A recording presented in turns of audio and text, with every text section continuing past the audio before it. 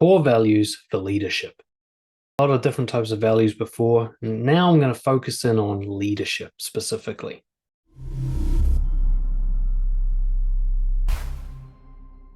So leadership means a lot of things. You might be a boss, a manager, could be a priest or some sort of leader in a community, might be just the head of your family. You might just be the more dominant one in your relationship. Different ways to be a leader.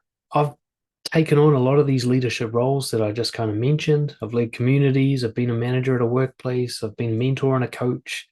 I'm the head of my family, you might say. And there are some values that serve this position a lot better than others. Some practices that are a lot more effective than others. And I'll talk about those now. This is just my opinion.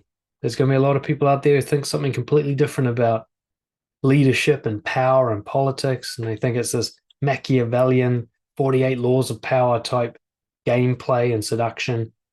I prefer the integrity approach to leadership, where you're transparent, everything's out on the open, you're a human being.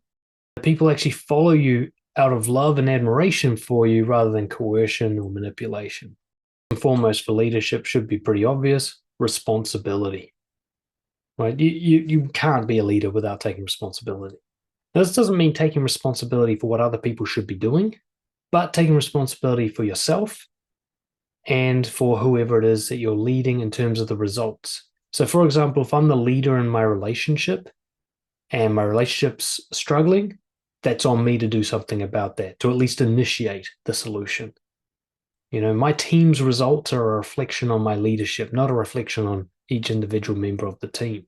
My community and how healthy that community is a reflection on how well I manage that community, not actually a reflection on the members itself. It's this view where their failings are my faults.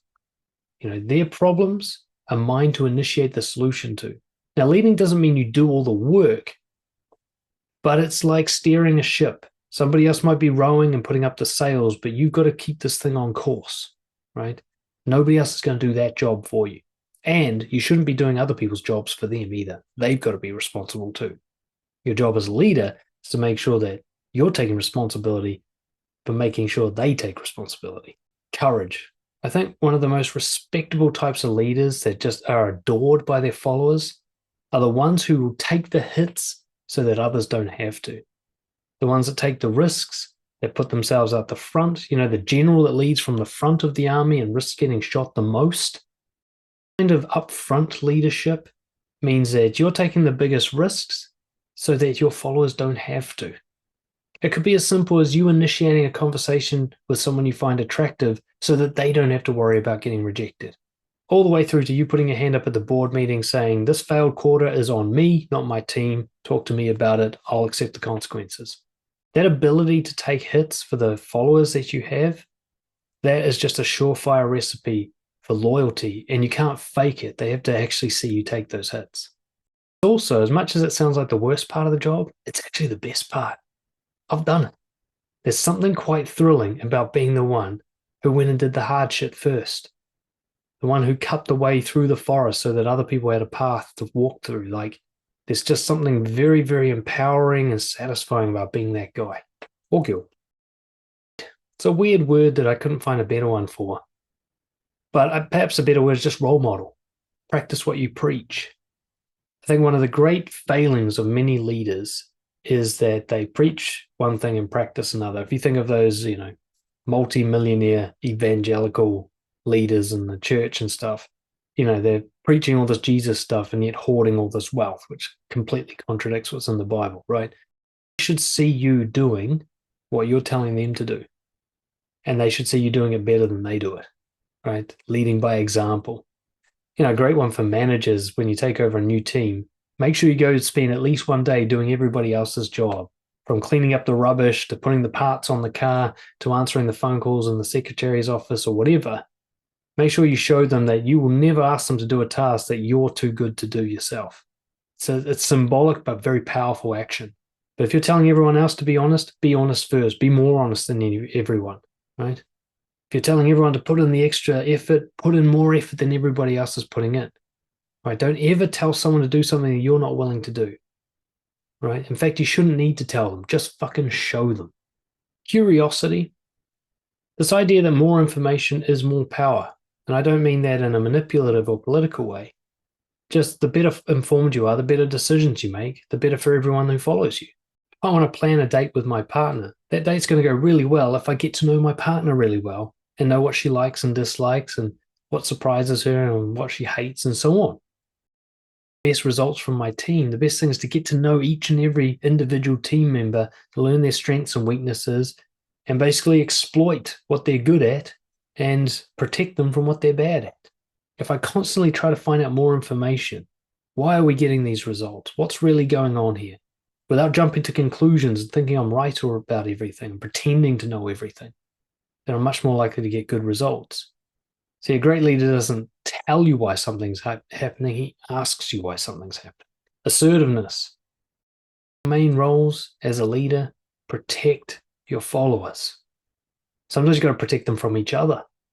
You know, I run this online brojo community. Sometimes assertiveness means banning and blocking people because they're fucking up the vibe of the group. Assertiveness means disciplining your child, having an argument with your partner. Sometimes it means protecting from the outside, right? Sometimes it means stopping that high-level executive from giving your team shit because the exec doesn't understand what the team's really going through. In fact, the team shouldn't even know that this confrontation happened because you're the shield that stops them getting hit by people from the outside. Sometimes it means certain self-sacrifices. Like your company gives you a really limited budget for your Christmas lunch, so you chip in your own money to make sure they all get a beer each, right? These little moments where you'll protect your followers and their quality of life, even if it means you taking a hit, because it's not really you taking a hit because you're going to be proud of yourself later. Take hits. Don't be a fucking leader. Go do something else. Service. This is where I see a lot of people fall down, especially the management type people. They think being a leader means being served by the team. Nah, it's the other way around. You are the one who's in the service industry. A parent doesn't mean that your kid takes care of you. It means you take care of your kid. You provide a life to your kid. Leadership should enable the followers, not burden them. It should make their life easier, not harder. It doesn't mean doing the work for them, but removing the barriers for them to do what they need to do.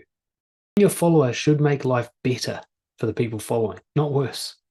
I would have thought that was simple and obvious, but I don't know, 7 out of 10 managers just don't seem to get this. Ruthlessness. Leaders are one of the few people I say must include ruthlessness on their list of values. Now, ruthlessness does not mean harming others unnecessarily. It's more about making sure there are no weeds in the garden, that nothing, even small, is allowed to grow into a threat. That things are addressed early, that there's zero tolerance for any kinds of toxicity, that you will do the unpopular action and get very uncomfortable if that's what's needed to keep everything healthy. Zero tolerance for toxicity means being confrontational, it means getting into conflicts, it means upsetting people for the greater good. The last one I've got on my list is humility. A lot of leaders try to make themselves the stars, right? They'll take credit for the other people. They'll try to look like the big man or the big woman. They want to be seen as the leader. But really powerful leaders, you'd struggle to know they even exist. It's not about being charismatic. It's not about getting all the accolades. It's about making sure that the people who follow you feel like the stars. You know, a lot of people worship Steve Jobs, but I can't get over Bill Burr's insight into him where all these engineers and scientists made up the iPhone, and yet when it comes to be presented, it's just Steve Jobs on stage, as if he's the only one. That's not leadership, right? That's narcissism. If he was a true leader, he wouldn't be on stage. Each one of his scientists, the key people in the top, would have had their chance to present and take pride in what they had created. And you wouldn't even know he fucking existed, or barely know. One way to look at it, the humility of being a leader is that when your team wins, they get the credit. But when they lose, you take the blame. That kind of leadership gets a loyalty that cannot be bought, cannot be seduced out of somebody. It's a kind of loyalty and following and adoration and respect that means when you have hard times and you're not up to peak performance and you're struggling, your team will carry you because they want to keep you around. If you find that your followers turn against you and won't support you in times of weakness, then there's a good chance that the way you got them to follow you was brittle, deceptive. you being fake. If they knew who you really were from the beginning and you were of service and you were responsible and humble and assertive and all these things they need to flourish, then they'll carry you through the hard times. If you want to learn the difficult art of being a powerful and successful leader without compromising your integrity, get in touch, dan@brojo.org, and we'll work through some of the difficult strategies.